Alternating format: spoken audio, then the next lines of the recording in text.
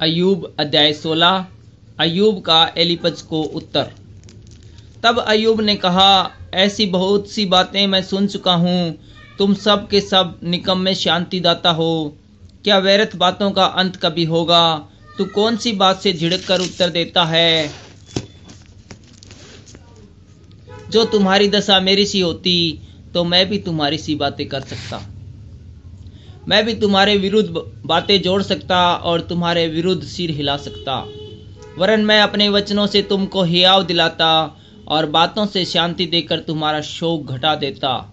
चाहे मैं बोलूं तो भी मेरा शोक न घटेगा, चाहे मैं चुप रहूं तो भी मेरा दुख कुछ कम न होगा। परंतु अब उसने मुझे उकता दिया है, उसने मेरे सारे परिवार को उजाड़ डाला है। उसने जो मेरे शरीर को सुखा डाला है वह मेरे विरुद्ध साक्षी ठहरा है, और मेरा दुबलापन मेरे विरुद्ध खड़ा होकर मेरे सामने साक्षी देता है। उसने क्रोध में आकर मुझको फाड़ा और मेरे पीछे पड़ा है। वह मेरे विरुद्ध दांत पीसता और मेरा बैरी मेरी आंखों को आंखें दिखाता है। अब लोग मुझ पर मुंह पसारते हैं और मेरी नाम धराई करके मेरे गाल पर थप्पड़ मारते हैं और मेरे विरुद्ध भीड़ लगाते हैं। परमेश्वर ने मुझे कुटिलों के वश में कर दिया है और दुष्ट लोगों के हाथ में फेंक दिया है। मैं सुख से रहता था और उसने मुझे चूर चूर कर डाला। उसने मेरी गर्दन पकड़कर मुझे टुकड़े टुकड़े कर दिया। फिर उसने मुझे अपना निशाना बनाकर खड़ा किया है।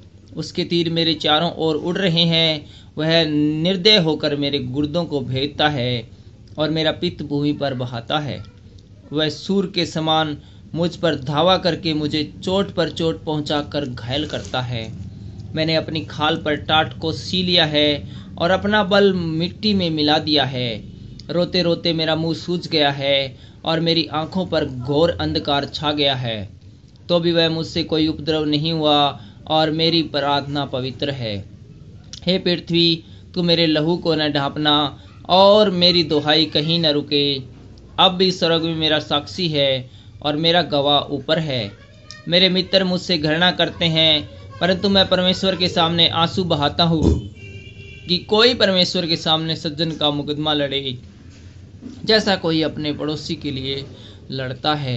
क्योंकि थोड़े ही वर्षों के बीतने पर मैं भी उस मार्ग पर से चला जाऊंगा जिससे मैं फिर वापस न लौटूंगा। Thank you.